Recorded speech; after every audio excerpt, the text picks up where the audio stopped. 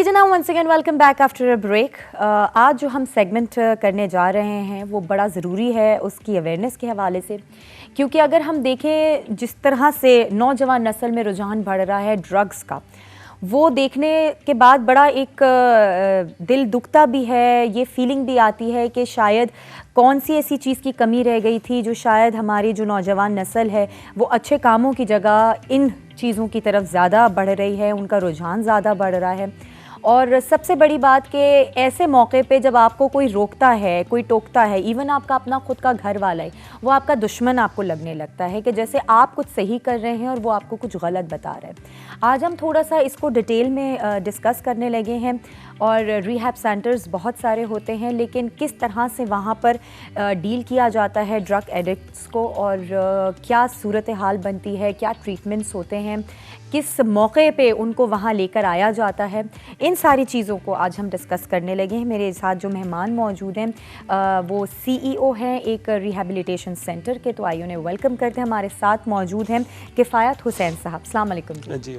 कैसे हैं आप? जी अल्लाह का शुक्र। बहुत बहुत शुक्रिया कि आप तशरीफ़ लेकर आए और इस अवेयरनेस के हवाले से आपने आज बहुत कुछ हमें बताना है। जी बहुत शुक्रिया। साथ साथ जो हमारी अगली मेहमान है, she is a clinical psychologist और एडिक्टेड ट्रीटमेंट प्रोफेशनल भी हैं। एडिक्शन जिनको होती है उस पर प्रॉपर उनका जो है वो एक्सपर्ट हैं उस हवाले से, और उनसे भी हम बहुत सारी इन चीज़ों के बारे में पता करेंगे, पूछेंगे कि जब इस तरह की सिचुएशन आ जाती है तो फिर हमें क्या करना चाहिए। बहुत लोग इन सारी चीज़ों को लेकर परेशान होते हैं और कंफ्यूज होते हैं कि क्या करें। तो आइए उन्हें वेलकम करते हैं। हमारे साथ मौजूद हैं सुमेरा भट्टी। अस्सलाम वालेकुम जी। वालेकुम अस्सलाम। कैसी हैं आप? मैं ठीक हूं। थैंक यू सो मच आप दोनों का क्या तशरीफ़ लेकर आए। मैं सर आपसे शुरू करूँगी।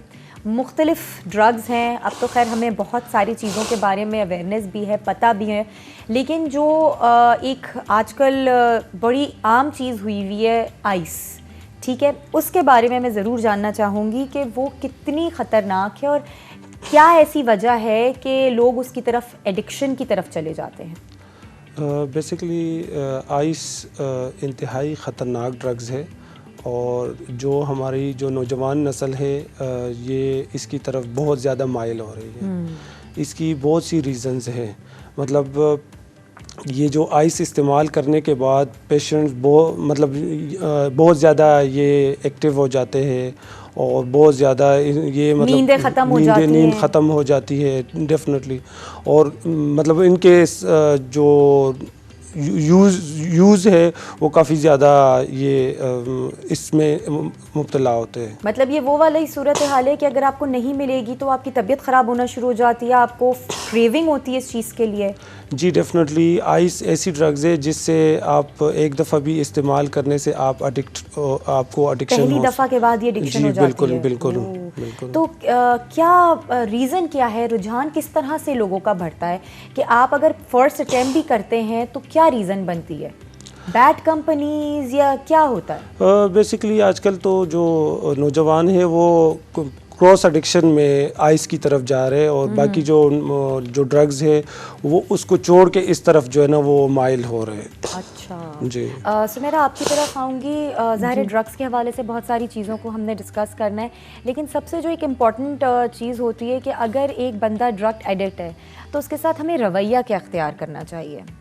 अच्छा जी, रवैया ये है कि लाइक इसमें दो फेजेस होते हैं एंड इफ़ यू नो कि पेशेंट इज़ एडिक्ट, लाइक अगर मतलब आपको है शक तो हो गया है, पेशेंट यस कंफर्म है कि एडिक्शन हो चुकी है, वो इस तरफ जा रहे हैं और ही इज़ अ पेशेंट और शी इज़ अ पेशेंट, तो उस वक्त आपका रवैया बहुत ज़्यादा आपको अग्रेसिव नहीं होना। अच्छा। या बहुत ज़्यादा उनको जो है वो आपने प्रोवोकिंग नहीं करनी। जो हम गलती करते हैं इसी वजह से बहुत ज़्यादा बिहेवियर उनका रिस्की भी हो जाता है, जैसे रिस्क टेकिंग बिहेवियर्स हैं जिसमें सुसाइड अटैम्प्ट है और इस तरह की चीज़ें हैं। तो वो हमें स्टेज को वो कॉम्प्लिकेटेड सी एक सिचुएशन होती है, तो उसमें आपने देखना होता है कि वो विड्रॉल में तो नहीं है या वो इंटॉक्सिकेशन में है। इंटॉक्सिकेशन क्या होती है कि जब उसने ड्रग्स लिए हुए हैं तो वो उसके असर में होता है। अच्छा, ठीक है। एंड विड्रॉल्स क्या है कि जब वो जो अमाउंट उसने लिया वो कंज्यूम हो गया, बट अब उसको उसकी तलब हो रही है दोबारा मज़ीद लेने के लिए। तो अगर आपका रवैया विड्रॉल में कन्फ्रंटिंग है, ठीक है, क्लाइंट के साथ या पेशेंट के साथ कन्फ्रंटिंग है, तो उस वक्त रिस्की जो बिहेवियर है वो हो सकते हैं पेशेंट की तरफ से। लेकिन आप ये भी तो देखें ना कि जैसे अब आपको पता चल गया आपका कोई बच्चा फैमिली के अंदर आपको शक हुआ कि ये ड्रग एडिक्ट है, ठीक है, अब आप उसको छुड़वाने के लिए भी तो कुछ कुछ करेंगी, उसको रोकेंगी दोस्तों से मिलने से, तो वो वाला जो रवैया होता है वो भी तो आपको प्रोवोक कर सकता है कि नहीं जी मैं क्यों नहीं रुक जाऊं। एग्जैक्टली, वो प्रोवोक कर सकता है। तो इसमें फेजेस होते हैं कि जब पेशेंट एडिक्ट हो गया तो देन आप इस तरह की चीज़ें कर ही नहीं सकते कि आप उसको रोक रहे हैं फ्रेंड से या आप उधर से उसके ऊपर सख्ती कर रहे हैं। उस टाइम पे उसे ट्रीटमेंट की ज़रूरत है, ठीक है। तो आप देखिए कि जब उनका मूड थोड़ा सा स्टेबल है तो उस वक्त उनको उनसे बात करें, वो जो क्लोज वन लोग हैं उसके जो बहुत करीबी हैं वो उनसे डिस्कस करें कि आपके इस रवैये की वजह से पूरे घर में प्रॉब्लम है या इस आपके इस बिहेवियर की वजह से हम सब डिस्टर्ब हो रहे हैं, तो देन वो ट्रीटमेंट के बारे में सोच सकते हैं। अच्छा। तो फैमिली की उस वक्त रिस्पॉन्सिबिलिटी है उसको हेल्प आउट करें टुवर्ड्स ट्रीटमेंट। अच्छा, या फिर उसको, और ये भी हो सकता है कि आप उसको डाइवर्ट करें उसका माइंड कुछ और चीज़ों में, उसको इंगेज करने की कोशिश करें कुछ और फैमिली इवेंट्स में या फैमिली गैदरिंग्स में, तो शायद जब वो इन्वॉल्वमेंट उसका कहीं और होगा तो वो उन चीज़ों से दूर हो सकता है। एक्चुअली ये है ना, हमें बहुत कंफर्म करने की ज़रूरत है। अगर एक बच्चा यूज़र है, लाइक वो कभी कभी यूज़ कर रहा है, तो फिर आपको इन्वॉल्व कर सकते हैं उनको किसी अदर एक्टिविटीज़ में, लेकिन जब वो एडिक्ट हो जाते हैं वो किसी भी एक्टिविटी में इन्वॉल्व हो ही नहीं सकते, बिकॉज उनका सब कुछ जो है वो ड्रग वो उन्हीं के रिवॉल्व घूम रहा होगा। Exactly. तो वो एक वो घूम रहे होते हैं ड्रग्स के, कैसे लेना है, कहाँ से लेना है, खुद को कैसे पुरसुकून करना है, तो उनके लिए मैटर नहीं करता आपकी फैमिली है या अदर एक्टिविटीज़ हैं, तो उस वक्त आप कुछ कर नहीं सकते। और अगर आप ट्राई करते हो तो उसका रिजल्ट क्या होता है, फैमिली फ्रस्ट्रेटेड होती है कि हमारा बच्चा हमारी बात नहीं मान रहा, उसके बस में ही नहीं है कि वो आपकी बात को माने, और फिर आपका बच्चा एग्रेसिव भी मजीद हो जाएगा, एग्रेसिव हो जाता है। माहौल क्या होना चाहिए? ज़ाहिर है घर में तो रहकर एक हद तक आप चीज़ों को लुक आफ्टर कर सकते हैं, और किस तरह से पता चलेगा, जैसे घर वालों को सबसे पहला स्टेप क्या होगा कि उन्हें ये पता चल जाए, अलार्मिंग सिचुएशन उनके पास आ जाए कि हाँ हमारा बच्चा शायद इन ड्रग्स में मुब्तला हो चुका है? सबसे पहले जो चीज़ होती है कि उनकी रूटीन डिस्टर्ब होना शुरू हो जाती है, स्लीप डिस्टर्ब होना शुरू हो जाती है। जैसे अभी बात कर रहे थे आइस में नींद नहीं आती जब यूज़ कर रहे होते हैं, तो स्लीप डिस्टर्बेंस है। अच्छा। आपकी जो खाने की रूटीन है वो डिस्टर्ब हो रही है, भूख नहीं लगती, भूख नहीं लग रही, वो रूटीन डिस्टर्ब हो रही है। आपकी जो एक्टिविटीज़ हैं, जैसे अगर स्टडी है तो उस पर ग्रेडिंग जो है वो उनकी गिरना शुरू हो जाती है, ठीक है, ग्रेड कंप्लेन आना शुरू हो जाती है। इसके अलावा उनका मूड जो है वो मूड स्विंग्स बहुत सीवियर होते हैं, तो इन सब चीज़ों से पता चल रहा होता है। कोई भी बात आप करते हो तो वो अग्रेसिव हो जाते हैं, रिएक्शन बहुत स्ट्रॉन्ग होता है। अच्छा। इरिटेट हो रहे होते हैं, तो इन सारी चीज़ों से आपको पता चल जाना चाहिए कि आपका बच्चा जो है ना वो गलत, समथिंग रॉन्ग। हाँ। अब आप ये भी एकदम से नहीं कह सकते कि आप ड्रग यूज कर रहे हो या एग्जैक्टली वो आपको पता करना पड़ेगा। यस, इफ यू थिंक कि बिहेवियर चेंज है तो उसके रीजन क्या है, और कहीं आपको लग रहा है कि कहीं ड्रग्स में इन्वॉल्व नहीं है, तो आप उसको मोटिवेट कर सकते हैं टुवर्ड्स ड्रग स्क्रीनिंग टेस्ट और इस तरह की चीज़ों में। और अगर हम माहौल की बात करें कि आपको कैसा माहौल देना चाहिए कि वो जो है एक नॉर्मल रूटीन में वापस आने की कोशिश करे, और अगर मुब्तला भी है ड्रग्स में तो वो उन सारी चीज़ों को छोड़ दे जो बेसिकली रिहैब सेंटर्स में हो रहा होता है।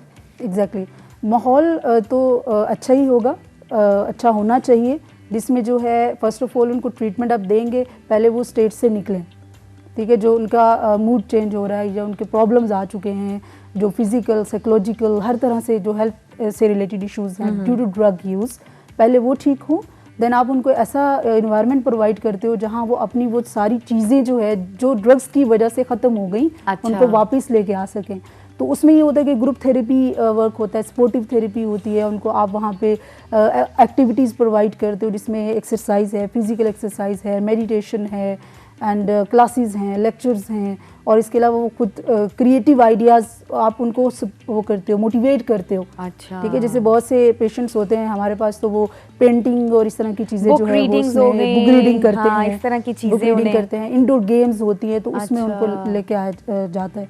तो 4 कंपोनेंट्स पे बहुत फोकस करते हैं जो रिकवरी के लिए ज़रूरी होते हैं। वो क्या? स्पिरिचुअलिटी, ओके, एक्सरसाइज, फूड, मतलब वो भी आप क्योंकि उसकी रूटीन भी डिस्टर्ब हो चुकी होती है। फूड का भी बड़ा एक बहुत इम्पोर्टेंट रोल है। यस, फूड है, एक्सरसाइज है, स्पिरिचुअलिटी है, and 4th thing is sleep. हाँ, ये सारी चीज़ें मेरे ख्याल से These are 4 fundamentals। Okay, great. तो ये हमें अब पता चल गया है, तो इन सारी चीज़ों का फोकस होता है, ये फोकस होता है। बिल्कुल। किफ़ायत साहब आपकी तरफ आऊँगी, बहुत सारे नशे होते हैं और सबकी अपनी एक पॉइंट होता है जो ख़तरनाक पॉइंट होता है, लेकिन इन सब में भी आप क्या समझते हैं कि सबसे ख़तरनाक ड्रग कौन सी है? जो आजकल सबसे ख़तरनाक ड्रग्स है वो तो आइस ही है, जो आपको इस टाइम जो एक्सपायर मेडिसिन से जो है ना वो बन रही है पाकिस्तान में। अच्छा। हाँ, जिससे एक्सपायर मेडिसिन से एम्फेटामिन जो है ना ये लोग निकालते हैं और उससे ये आइस बनती है। मतलब आइस अभी आप समझते हैं सबसे खतरनाक ड्रग्स है जिसमें नींद ही ख़त्म हो जाती है। और मेरे ख्याल से वेट लॉस भी वेट लॉस जी बिल्कुल, वेट लॉस काफ़ी हो जाता है, मतलब नुकसान इसमें काफ़ी ज़्यादा है। और इसकी अवेलेबिलिटी तो मेरे ख्याल से किस तरह की होगी? बहुत एक्सपेंसिव होती है? शुरू में तो बहुत एक्सपेंसिव थी, लेकिन आजकल जो है वो इतनी ज़्यादा एक्सपेंसिव नहीं है, वो मिल जाती है। अच्छा। और वही वाली बात कि ये सारे जो सिम्टम्स इन्होंने बताए, ये अगर हमें पता चल जाए तो मेरे ख्याल से हम बहुत अच्छे टाइम के ऊपर अपने बच्चे को रोक सकते हैं इन सारी चीज़ों से। ये चीज़ मैं थोड़ा सा और आगे लेकर चलूँगी।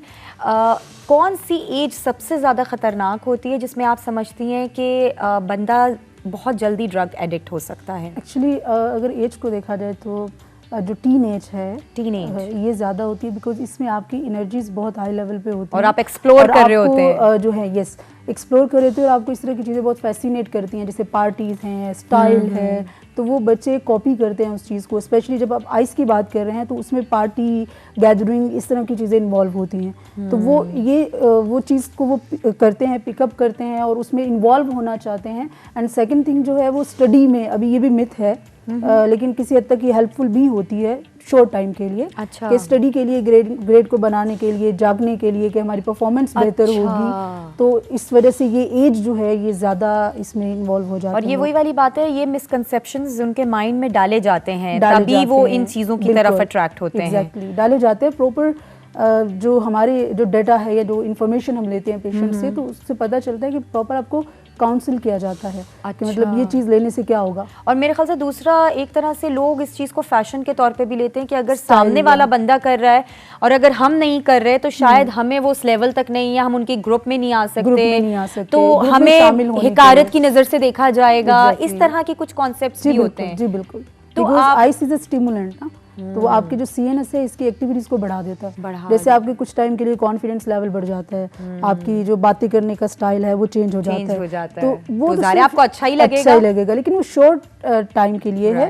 लॉन्ग टर्म इफेक्ट्स इसके बहुत डेंजरस हैं, फिजिकल भी, साइकोलॉजिकल भी, हर तरह से। अच्छा, ये बताइएगा, एक साल में कितने लोग आपके पास आते हैं इस तरह से जो ड्रग एडिक्ट होते हैं, और मोस्टली किस एज के होते हैं? ये कहना तो लाइक क्वाइट डिफ़िकल्ट कि एक साल में कितने आते हैं। अगर हम मंथली देखें तो आई थिंक मंथ में कोई 10 to 15। अच्छा, ओके, रेशो अच्छा खासा ही है। आपके पास कितने आते हैं लोग? तकरीबन अगर हम देखा जाए तो एक साल में तकरीबन हम कोई 1000 तक जो है ना पेशेंट्स को ट्रीट कर रहे होते हैं। सही। अच्छा, प्रिकॉशनरी मेजर्स आप क्या लेते हैं जब आपको पता चल गया कि आपके पास पेशेंट आया है, फलानी ड्रग का एडिक्ट है, तो कुछ आप लोगों के तरीकाकार होता है उसको हैंडल करने का? बिल्कुल। बेसिकली जब हमारे पास पेशेंट आ जाता है, दो तरीक़ों से जो है ना पेशेंट हमारे पास आता है। या तो फैमिली उनको काउंसलिंग के ज़रिए उनको मोटिवेट करके लेकर आती है, जो 10% है, और 90% पेशेंट्स जो है ना फैमिली उनकी प्रॉपर यहाँ पे विज़िट करती है, और उसके बाद उनको प्रॉपर जो है ना हम इंफॉर्मेशंस देते हैं कि ये ट्रीटमेंट होगा। और जब बच्चा आपका डिनाइल में है, घर से हमारी टीम जाएगी, प्रॉपर तरीके से उनको काउंसलिंग करके लेकर आएंगे। पेशेंट आ गया है, सबसे पहले हमने उनका करना है urine for narcotic screening test. अच्छा। ताकि हमें ये मेक श्योर हो जाए कि बच्चे के जो कौन सी ड्रग्स वो ले रहा है, और उसकी जो वैल्यूज़ है, उसके बॉडी में जो केमिकल्स है वो किस मिकदार में है। अच्छा। आफ्टर टेस्ट जो है ना सबसे पहले जो है ना साइकेट्रिस्ट का रोल होता है, जिसमें वो रिपोर्ट्स के अकॉर्डिंगली डिटॉक्सिफिकेशन, एक पेन फ्री डिटॉक्स होता है, जिसमें इनको मेडिकेशन के साथ साथ जो है ना मतलब प्रॉपर मेडिकेशन देते हैं और इनको पेन फ्री डिटॉक्स होता है। आफ्टर 2-3 वीक्स के बाद इनको हम साइकोथेरेपी में, स्पिरिचुअल थेरेपी में मतलब इंगेज कर देते हैं। वो जो 4 कंपोनेंट्स बताए थे सुमैरा ने। जी बिल्कुल। इसमें फिर इनकी प्रॉपर एक डेली रूटीन हमने सेट की होती है, जैसे कि सुबह फजर की नमाज हो गई, उसके बाद जो है ना ब्रेकफास्ट हो गया है, ब्रेकफास्ट के बाद ग्रुप थेरेपी हो गई, ग्रुप थेरेपी के बाद जो है ना ज़ोहर का नमाज हो गई, ज़ोहर के नमाज के बाद फिर एक ग्रुप क्लासेस का टाइम हो गया, फिर जिम का टाइम हो गया, शाम को असर की जो है ना इशा का टाइम हो गया, इशा की नमाज के बाद जो है ना इनकी डिनर का टाइम हो गया, डिनर के बाद जो है ना इनको मेडिकेशंस वगैरह दे के ये अपने अपने रूम्स में जाके कुछ टाइम के लिए टीवीज़ देखते हैं, कोई गेम्स खेलते हैं, कोई गपशप करते हैं। तकरीबन 10:30 तक जो है ना वो फिर हमारे टाइम होता है। पेशेंट्स आपके साथ वहीं रिहैब में ही रहते हैं? जी बिल्कुल, वहीं पे स्टे करते हैं। और पेरेंट्स वगैरह उनसे मिल सकते हैं? जी बिल्कुल, पेरेंट्स वगैरह मिल सकते हैं, लेकिन आफ्टर डिटॉक्स जो उनका जो शुरू में जो डिटॉक्स का जो स्टेज होता है उस टाइम नहीं मिल सकते, जैसे कि एक आईसीयू में आपको जाने की इजाज़त नहीं होती। अच्छा, कुछ स्टर्बन बच्चे भी आपकी तरफ आते होंगे, जाहिर है कि फैमिली के प्रेशर की वजह से या ज़बरदस्ती उनको लाके रिहैब में डाला जाए, तो फिर आप उनको कैसे डील करते हैं? जाहिर है अब कोई बंदा खुद चाह रहा है अपने आप को सही करना तो वो तो आसान है करना, लेकिन अगर कोई स्टर्बन है वो कैसे हैंडल होता है? बेसिकली जो बाय इंटरवेंशन भी मैं कहूँगा कि जो फैमिली विज़िट करती है और हमारी टीम जाके घर से पेशेंट को ज़बरदस्ती लेकर आते हैं। अच्छा। ठीक है, ज़बरदस्ती से मुराद ये होता है कि उस टाइम उनको मतलब मेडिकेशन के थ्रू उनको पिकअप किया जाता है या उनको काउंसलिंग के ज़रिए पिकअप किया जाता है, और वो यहाँ पे जब रिहैब में आ जाता है तो थोड़ा सा एग्रेसिव तो होता है। हाँ, ज़ाहिर है वो थोड़ी छोड़ना चाह रहे होंगे। जी बिल्कुल, लेकिन चूंकि वो जो एग्रेसिव पन का टाइम होता है वो कुछ आवर्स के लिए होता है। जब उनको जब वो देखते हैं कि देखिए एक अच्छा माहौल मुझे ये लोग प्रोवाइड कर रहे हैं, इतनी इज्जत दे रहे हैं, हालांकि नशे के मरीज़ को मतलब बाहर घर वाले क्या बाहर की सोसाइटी भी जो है ना एक्सेप्ट नहीं करती, ये बात तो है। तो उनके लिए हम इतना कुछ मतलब कर रहे होते हैं ना, जैसे कि उनकी जिम प्रॉपर तरीके से है, फूड्स की क्वालिटी है, अच्छी अकोमोडेशन है, प्रॉपर जो है ना डॉक्टर्स है, तो ये चीज़ फिर उनको देखती है कि यार ये देखिए हमें एक नई ज़िंदगी की तरफ लेकर आते हैं, तो हमें इनके साथ कोऑपरेट करना चाहिए। अच्छा। इवन के कई पेशेंट एग्रेसिव होते हैं तो हमारा जो स्टाफ होता है वो साइकोलॉजिकली वो ट्रेंड होता है। हाँ। कि हमने कैसे रिस्पॉन्स करना है। एग्जैक्टली, मतलब आप भी अगर वहां जाके गुस्सा होना शुरू हो जाएंगे तो वो तो फिर पेशेंट फिर और ज्यादा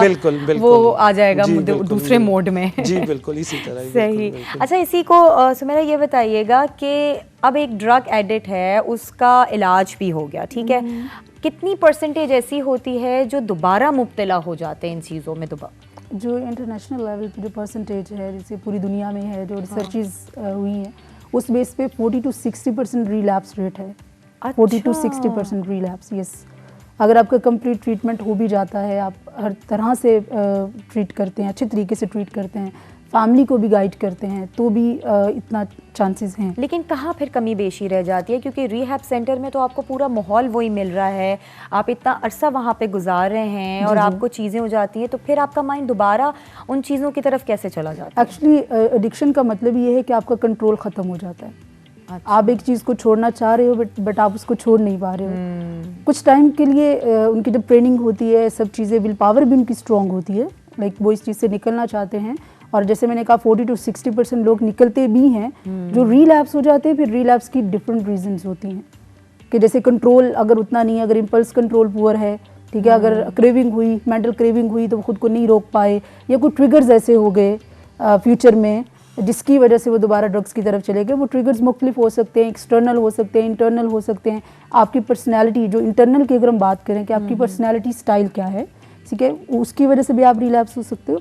और जो एक्सटर्नल फैक्टर्स है, जैसे अवेलेबिलिटी है, वही फ्रेंड्स है, वही कंपनी है, आप उसी को ज्वाइन कर रहे हो, वही प्लेस है। और मेरे ख्याल से जो आपकी सराउंडिंग में लोग आपको फिर उस नज़र से देख रहे हैं कि अरे ये तो रिहैब से होकर वापस आया है, ये इन चीज़ों में मुब्तला था, तो आपका जो एग्जैक्टली वो चेंज हो जाती है, आपकी इंस्टेंट जो सामने वाले के लिए होती है वो भी बड़ी मैटर करती है। तो there are lot of issues, हम किसी एक पे बात नहीं कर सकते, तो बहुत सारे जो है फैक्टर्स हैं, उसको आप वन बाय वन डिस्कस कर सकते हैं। तो इंटरनल है एंड एक्सटर्नल है कि जो आपकी अपनी ज़ात से रिलेटेड भी है, वो आपकी सोचें भी हैं, जैसे मैंने कहा आपकी पर्सनालिटी। बिल्कुल। और एक्सटर्नल यही है कि फ्रेंड्स वही है, सोसाइटी वही है, या सोसाइटी उनको ऑन नहीं करे, जिसे भी आपने बात की, ये भी एक रीज़न हो सकती है। तो there are lot of reasons. अच्छा, एक और चीज़ बताइएगा कि अगर वही बच्चा तो एक रिहैब का पीरियड निकाल के वो चला गया एंड देन दोबारा मुब्तला होकर वापस आया, तो फिर उसका इलाज करना मुश्किल नहीं होता? नहीं मुश्किल नहीं होता, थोड़ा सा आसान ही होता है, बिकॉज वो सारी चीजें पूरा सिचुएशन पता होती है कि क्या होने वाला है, वो ऑलरेडी सीख चुके होते हैं चीज़ों को, ठीक है, उनको पता है ये करना है। कुछ कमी लाइक वो जो फैक्टर है उसको आइडेंटिफाई करना आसान होता है। हाँ। लाइक अब वो सीख के आए हैं कि किस वजह से मैं रिलैप्स होता हूँ। फर्स्ट ट्रीटमेंट में तो उनको अभी वो चीजें बाहर जाकर उन्हें अप्लाई तो की, उनका तरीकाकार चेंज आप लोग करते हो, थोड़ा सा, yes, उनका माहौल चेंज करते हो, माहौल भी चेंज होता है, ट्रीटमेंट थोड़ा सा इस हवाले से चेंज होता है कि हम टोटली रिलैप्स प्रिवेंशन पे फोकस करते हैं। ओके, कि ये दोबारा आया है, चीजें वो सीख चुके हैं, व्हाट इज एडिक्शन और किस तरह से है, इसकी साइंस क्या है, आपको क्या करना है, और अब उन्होंने क्या सीखना है कि मैं रिलैप्स क्यों हुआ हूँ और मैंने रिलैप्स को रोकना कैसे। सही तो थोड़ा सा वो डिफरेंट होता है ट्रीटमेंट प्लान आपका। बिल्कुल। आपकी तरफ आऊँगी किफ़ायत साहब, ये बताइएगा गवर्नमेंट ऑफ पाकिस्तान जो है वो इस लेवल पर इन चीज़ों को किस तरह से लुक आफ्टर कर रही है, क्या क्या इक़दामात कर रही है? बेसिकली अगर देखा जाए तो पाकिस्तान में तो सिर्फ एक ही इदारा है जो एंटी नारकोटिक फोर्स है, जो ड्रग्स को मतलब पकड़ते भी है, डीलर्स पे हाथ डालते हैं, और इसके अलावा जो ट्रीटमेंट के हवाले से इनके पास जो हॉस्पिटल्स है जैसे कि इस्लामाबाद, पेशावर, कोयटा, इनके अपने रिहेबिलिटेशन सेंटर्स है और प्रॉपर वहाँ पे भी इलाज किया जाता है। अच्छा जी, मतलब अभी प्रॉपर तरीके से इस्लामाबाद के अंदर ही इन सारी चीज़ों को जो है वो अवेयरनेस के तौर पे डील किया जा रहा है ताकि फिर आप ओवरऑल पाकिस्तान में इन सारी चीज़ों को इम्प्लीमेंट कर सकें। वेल अभी इस हवाले से बहुत सारे ऐसे सवाल हैं जो मेरे ख्याल से हम सब के दिमागों में होंगे और मेरी पूरी कोशिश रहेगी कि मैं इनसे उस हवाले से बात कर सकूं, उनके जवाब ले सकूं, सिनेरियोस पता कर सकूं और इस चीज़ से निकलने के हल के बारे में भी बात कर सकूं। ये सारा कुछ होगा, लेकिन फ़िलहाल यहाँ लेंगे एक छोटी सी ब्रेक के बाद वापस आते हैं। जी जनाब, once again welcome back after a break. और इस वक्त ड्रग्स के हवाले से हम बात कर रहे हैं। जो ड्रग एडिक्ट हो जाते हैं उनकी क्या ट्रीटमेंट्स होती हैं, किस तरह से उन्हें डील किया जा सकता है, इस पे हम बात कर रहे हैं, क्योंकि अगर रुझान देखें तो नौजवान नस्ल में सबसे ज़्यादा बढ़ता चला जा रहा है। मैं किफ़ायत साहब आपके पास एक और चीज़ का थोड़ा सा चाहूँगी कि आप एक्सप्लेन करें, हर नशे की क्या ड्यूरेशन होती है आपके जो बॉडी में होती है और उसको किस तरह से आप निकाल सकते हैं, या कोई एक ड्यूरेशन होती है कि हाँ जी ये ड्रग आपकी बॉडी में इतने टाइम तक रहता है? वैसे तो देखा जाए जितने भी ओपियाइड्स ड्रग्स है वो तो तकरीबन 90 डेज़ तक आपकी जो है ना बालों के तक जो है ना वो स्टे करती है, लेकिन 90 डेज़ के बाद क्लियर हो जाता है। अच्छा। लेकिन देखा जाए तो अल्कोहल जो है ना एक ऐसी ड्रग्स है जो 48 आवर्स के बाद आपकी बॉडी से ख़त्म हो जाती है, लेकिन उनका जो मतलब आप कह लें कि पेशेंट का जो पता चलता है वो लीवर फंक्शन टेस्ट से पता चलता है, उसके LFTs डीरेंज हो जाते हैं। अच्छा, लेकिन जैसे अभी सुमेरा भी बता रही थी कि आप अपनी स्क्रीनिंग करवा सकते हैं ब्लड टेस्ट के ज़रिए जो है इन सारी चीज़ों का, तो वो क्या लिमिट क्या टाइम पीरियड होना चाहिए कि इसी दौरान के अंदर आपने अपना टेस्ट कराया तो आपको पता चल जाएगा? जी बिल्कुल इसी तरह ही है कि अगर किसी भी पेशेंट का मतलब ड्रग स्क्रीनिंग टेस्ट करवाया जाए तो कुछ ड्रग्स ऐसे हैं जैसे कि 7 डेज़ में कैनबिस हो गई, 7 to 14 डेज़ में भी जो है ना वो आपकी पॉजिटिव आ सकती है। जिस तरह बाकी ओपियाइड्स ड्रग्स है वो भी 2 वीक्स में जो है ना आपकी पॉजिटिव आ सकती है। अच्छा, 2 वीक्स मैक्सिमम है और उसके बाद फिर वो नल एंड वाइड हो जाएगी? वो बिल्कुल जो टेस्ट है उसमें नहीं आती, यूरिन में नहीं आती, बालों वरना बॉडी में होती है, बॉडी में जी बिल्कुल होती है। इट डिपेंड्स के आप कौन सा टेस्ट करवा रहे हो। अच्छा, टेस्ट भी मुख्तलिफ होते हैं? जैसे यूरिन है तो यूरिन में कितना टाइम के लिए रहती है ड्रग, वो भी डिफरेंट है कि कौन सी कितने टाइम के लिए अब रहती अगर है। जैसे हम ड्रिंक्स के अल्कोहल के हवाले से अल्कोहल बात की करें, जैसे 3 डेज की बात की है तो वो तो ब्लड टेस्ट होता है, ठीक है। सो इसी तरह फिर हेयर का है, नेल का है, तो वो सलाइवा का है, वो यहाँ पे नहीं है, वो एडवांस लेवल के होते हैं। तो हम यहाँ पे मोस्टली ब्लड और यूरिन का टेस्ट होता है। अच्छा, तो और उसमें आपका बेसिकली अल्कोहल ही पता चलती है। यस, ब्लड बाकी जो ड्रग्स हैं जैसे वो यूरिन से पता चल सकता है। वो यूरिन से पता चल सकता है। और वो कितनी ड्यूरेशन उनकी होती है? वो जैसे सर ने बताया कि डिफरेंट है, लाइक चर्च की जो है कैनबिस है उसकी डिफरेंट है, अल्कोहल की तो यूरिन में नहीं है, वो तो ब्लड से। तो इसके अलावा हेरोइन की डिफरेंट है, जो ओपियोइड्स हैं उसकी डिफरेंट है। तो वो ये कोकेन होती है, कोकेन है उसकी, ये सब का डिफरेंट वो होता है, हाफ लाइफ डिफरेंट होती है। सही। अच्छा, एक और चीज़ मुझे बताइएगा कि आपके पास जो पेशेंट्स आते हैं उनमें लड़कों की तादाद ज़्यादा होती है या लड़कियों की तादाद ज़्यादा होती है? हमारे पास मोस्टली जो आते हैं वो लड़के ज़्यादा, मेल पेशेंट ज़्यादा। तो डू यू थिंक कि ये सबसे ज़्यादा मेल्स में ही है जो ये आ रहे होते हैं, या फीमेल्स में होता है लेकिन वो शर्म की वजह से और एक हेजिटेशन की वजह से नहीं आते? फीमेल में भी होता है और अभी बहुत ज़्यादा इंक्रीज़ कर रहा है इनका रेशो फीमेल में। लेकिन वहाँ प्रॉब्लम जो आ रहा है वो ये कि फैमिलीज़ वही स्टिग्मा की जो बात हो रही थी, शर्मिंदगी की डर से कि लोग क्या कहेंगे, लड़की ये यूज़ कर रही है, तो वो उस चीज़ से उनका हक छीन लेते हैं ट्रीटमेंट के हवाले से। बहुत ही उनका मुश्किल से ये फैसला कर पाते हैं वो कि वो रिहैब में लेके जाएं, इसका इलाज हो, किसी को पता चल गया तो ये तो वो रह जाती हैं ट्रीटमेंट से। तो ये ऐसा होना नहीं चाहिए, उनको भी उतना ही हक दोनों को बराबर का हक बिल्कुल मिलना चाहिए। तो ये भी टेंडेंसी है, रीज़न चाहे कोई भी है, तो लड़कियों को भी एडिक्शन हो सकती है। और जस्ट ये नहीं कि इनको रिक्रिएशनल ड्रग्स की होती है, उनको समटाइम जो प्रिस्क्राइब्ड होती हैं ड्रग्स उसकी भी हो सकती है। जैसे ड्यूरिंग, मोस्टली ऐसा होता है कि जो फीमेल होती हैं ड्यूरिंग सिजेरियन उनको अगर एक इंजेक्शन लग गया, ठीक है, और उनको पता नहीं है, तो वो उसकी भी एडिक्शन हो सकती है अगर वो खुद से उसको भी यूज़ कर रही हैं। अच्छा, मतलब खुद से भी आप यूज़ कर सकते हैं इस तरह के? रिलैक्स होने के लिए या पेन को कम करने के लिए, तो अक्सर केसेस में ये भी देखा गया ना। अच्छा। सो अब ये रीज़न तो वो नहीं है, अब उस बंदी को भी आप नहीं लेके आ रहे बिकॉज लोग क्या कहेंगे, तो ये तो उसके साथ बहुत ज्यादती है। बिल्कुल। तो उनको लेके रीज़न कोई भी हो सकता है। तो अब ये मत देखें कि नशा जो है जी वो बहुत, अगर कोई इसकी एडिक्शन में आ गया तो बहुत ही बुरा इंसान है, ऐसी बात नहीं है। तो सिनेरियो किसी का कोई भी हो सकता है, घर के हालात, माहौल, इस तरह की चीजें भी बिल्कुल हो सकती है। सिनेरियो कोई भी हो सकता है, या आप तो असेसमेंट के बाद आपको पता चलेगा ना, जब आप तशखीस करेंगे, क्वेश्चन करेंगे, क्लिनिकल इंटरव्यू करेंगे, तब आपको पता चलेगा ना कि what was the reason. Exactly. अच्छा, अगर किफ़ायत साहब आपसे पूछूं कि अगर एक पेशेंट आपके पास आता है तो क्या ड्यूरेशन होती है उसके मुकम्मल ठीक होने की?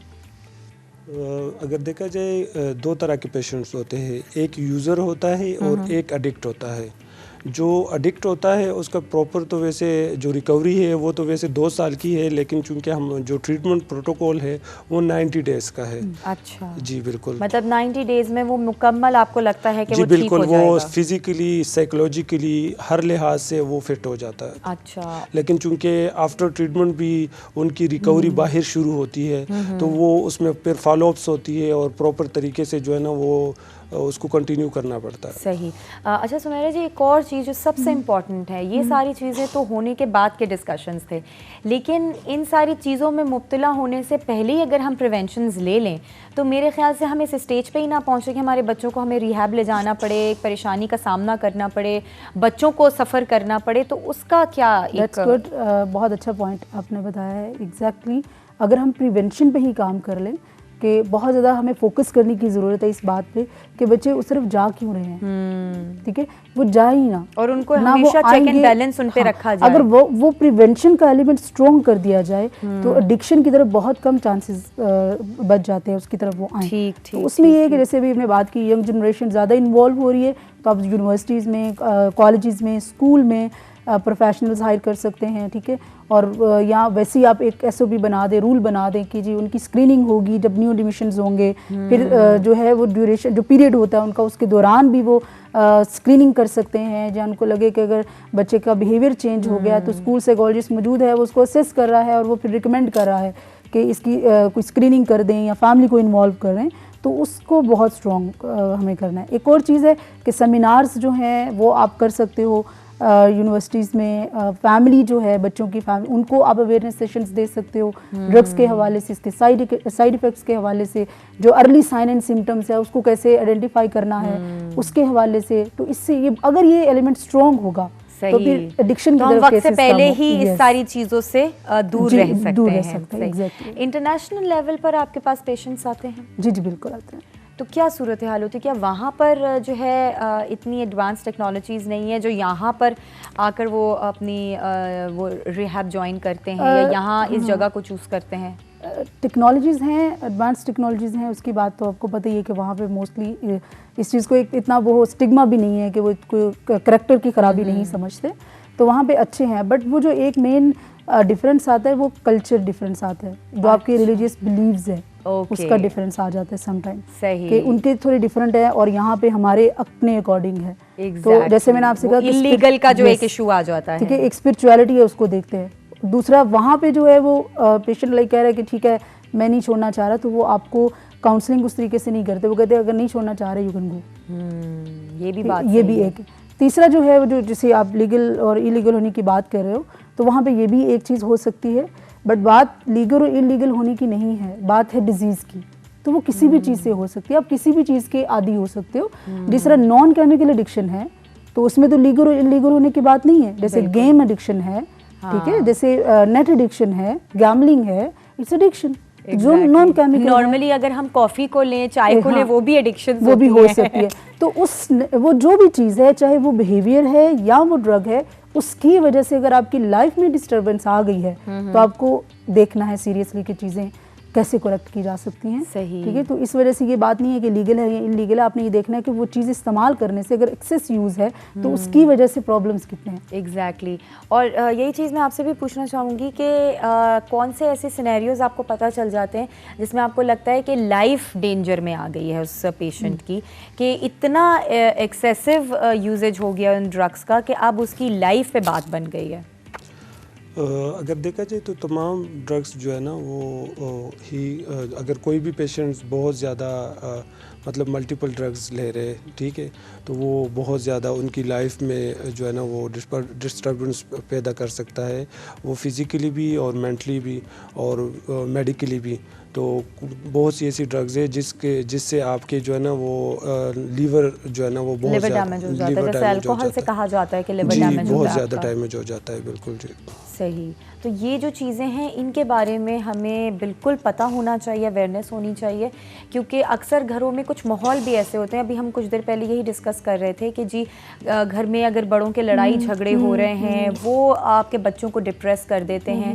अक्सर आपके घरों में आपके बड़े ही जो हैं वो इन चीज़ों में मुब्तला होते हैं, तो वो एक देखकर एक चीज़ बंदा पिक कर लेता है। तो ये चीज़ें भी हमें इनके बारे में अवेयरनेस देनी चाहिए। जिस तरह से अभी आप बात कर रही थी, मुख्तलिफ जगहों पर इस तरह के कुछ सेमिनार्स हों या स्कूल कॉलेजेस में आप एक सेशन ज़रूर ऐसा हो कि कोई जाके आपको ये गाइडेंस दे सके कि ये चीज़ों से आप, और वो प्रिवेंशन में आ जाएगा कि आप इन सारी चीज़ों से अपने बच्चे को प्रिवेंट कर सकते हैं और बच्चा इन सारी चीज़ों को समझे। जैसे कि छोटी सी बात है, इस बात पे आप लोग एग्री करेंगे, कोरोना के बारे में हम लोगों ने अपने बच्चों को बताया है, उन्हें समझाया है कि जी ये गलत चीज़ है और इससे बचने के लिए हमें ये करना है। तो आपका बच्चा उन सारी चीज़ों को समझ लेता है और उसके बाद फिर वो उन सारी चीज़ों को फॉलो करता है कि जी मास्क का भी इस्तेमाल करेगा, हैंड सैनिटाइज भी करेगा, हैंड वॉश भी करेगा। तो वही वाली बात कि आप अपने बच्चे को उसी तरीके से जो है एक गाइडेंस दें, अपने घर का ऐसा माहौल दें कि कभी ना कभी आप अपने बच्चों को ये चीज़ों के बारे में बताएं कि ये गलत है और ये सही है, तो शायद चेंजेस आ सकते हैं हमारी लाइफ में। बिल्कुल आ सकते हैं, बिल्कुल आ सकते हैं। तो ये वही है कि शुरू में ही अगर आप इनको रोक लें तो ज़्यादा बेहतर होता है। बट यहाँ एक चीज़ होती है कि पानी सर से जब ऊपर चला जाता है तो फिर हम सोल्यूशन की तरफ आते हैं, तब बहुत देर हो चुकी होती है। बिल्कुल। तो सोल्यूशन तो नहीं, खैर हम जितनी भी कोशिश करते हैं कि उस चीज़ को ठीक किया जा सके। जैसे अगर ड्रग यूज़ करेंगे तो ब्रेन तो डैमेज होता है, उसकी वजह से आपके इंटरनल ऑर्गन्स हर ड्रग का अगर आप पढ़े ना उसके बारे में तो कोई ना कोई बहुत गंदा साइड इफेक्ट है। कोई आपका बुरे तरीके से वेट लॉस कर रहा है, कोई आपकी नींदें ख़त्म कर रहा है, आपको गुस्सा बेवक्त आना शुरू हो जाता है, जैसे अभी मूड स्विंग्स के बारे में हम बात कर रहे थे। तो ये सारी चीज़ें खुद आपको भी फिर अगेन इरिटेट करना शुरू कर देती हैं। आप क्योंकि इन चीज़ों के आदी नहीं है, आपको भी ये चीज़ें अच्छी नहीं लगती, लेकिन आपको पता नहीं चलता कि ये किस वजह से हो रहा होता है। तो बेसिकली ड्रग से हमें अपने आप को बचाना है। तो ये सारी चीज़ें बड़ी इंपॉर्टेंट हैं, इनके बारे में हमें ज़रूर पता होना चाहिए। और अगेन आखिरी किफ़ायत साहब आपसे ज़रूर इस बारे में जानना चाहूँगी कि कोई मैसेज अगर आप देना चाहें कि चाहे वो पेरेंट्स हों या वो चाहे बच्चे हों, तो उनके लिए क्या होगा ये? मैं तो ख़ास तौर पे जो है ना फैमिलीज़ को एक मैसेज देना चाहूँगा कि अगर आपके बच्चे में, उनके रवैये में या उनके उठने बैठने में चेंजेस आ रही है, ठीक है, तो आप सबसे पहले तो क्लिनिकल साइकोलॉजिस्ट की तरफ जो है ना आप रेफ़र करें, आप उनको लेके जाए, ठीक है। और अगर वो सजेस्ट करते हैं ड्रग स्क्रीनिंग टेस्ट, तो एक दफ़ा अपने शक दूर करने के लिए स्क्रीनिंग टेस्ट ज़रूर करवाएं। सही। आपकी तरफ आऊँगी सुमेरा, आप बताइएगा कि आपके लिहाज से क्या ऐसा मैसेज होना चाहिए जो नौजवान नस्ल को जो है इस चीज़ के लिए अलर्ट कर सके कि जी ये चीज़ें गलत हैं, इनकी तरफ नहीं मुब्तला होना? मैं ये मैसेज देना चाहती हूँ स्पेशली, जैसे आपने कहा नौजवान नस्ल के लिए, कि आपने हर किस्म के ड्रग से दूर रहना है। बिकॉज नहीं पता कि आप किस स्टेज पे एडिक्ट हो जाएं। राइट। बिकॉज हमारी ये बहुत बड़ी मिसअंडरस्टैंडिंग होती है कि नहीं, हम नफ्स पे काबू कर लेंगे, आई कैन कंट्रोल, और मैं कंट्रोल रह के यूज़ करूँगा, महीने में एक दफ़ा करूँगा। ये नहीं पता बिकॉज एडिक्शन आपके अंदर है। हाँ, ठीक है, बीमारी की टेंडेंसी आपके अंदर मौजूद है। तो अगर आप सबसे बच जाएंगे तो जिंदगी में ऑब्वियसली आपको एडिक्शन नहीं होगी नशे की। हम नहीं कह सकते कि किस स्टेज पे किस मोड पे आपको एडिक्शन हो जाए और उस वक्त आपकी लाइफ में बहुत प्रॉब्लम आ जाएंगी, क्योंकि शुरू में जिस तरह से आपने चीज़ें बताई शॉर्ट टर्म के लिए वो आपको बड़ी चीज़ें अच्छी लगती हैं कि आप एक्टिव हो गए हैं, आपका दिमाग ज़्यादा चल रहा है, आप बहुत सारी चीज़ों में अच्छे हो गए, लेकिन फिर वो लॉन्ग टर्म के लिए आपके लिए बड़ी नुकसानदेह होंगी, खासतौर पे आपकी सेहत के लिए। एंड देन फिर वो पूरा कनेक्ट करती है आपकी फैमिली के साथ। एग्जैक्टली वही चीज़ें जिसके लिए वो जो शॉर्ट टर्म इफेक्ट था ना, लॉन्ग टर्म में वही खत्म हो जाता है। एग्जैक्टली। बहुत बहुत शुक्रिया Sumaira, thank you so much. Kifayat ji आपका भी बेहद शुक्रिया। और आज का जो हमारा ये सेशन था इसका मकसद यही था कि हर जगह हम ये देख रहे हैं और शायद हम इस चीज़ को अब एक फ़ैशन के या ट्रेंड के तौर पे जो है बहुत इजी लेते हैं कि जी कर रहे हैं तो क्या बात हो गई, इसमें किसी और का क्या जाता है, हमें तो बहुत अच्छा लग रहा है, हमारी तो परफॉर्मेंस हर लिहाज से अच्छी है। लेकिन ये लॉन्ग टर्म में आपकी सेहत को जिस तरह से डैमेज करेगा, ये एक दीमक है जो आपको अंदर से खोखला कर देगी। तो प्लीज़ प्लीज़ प्लीज़ जो है इन चीज़ों से दूर रहें। आपके दोस्त अहबाब या आपकी सराउंडिंग में अगर कोई भी आपको ऐसा नज़र आता है और जिसको आप पसंद करते हैं और चाहते हैं, तो उसको इन चीज़ों से आप दूर रखें ताकि आप उनकी लाइफ और लाइफलाइन बढ़ा सकें।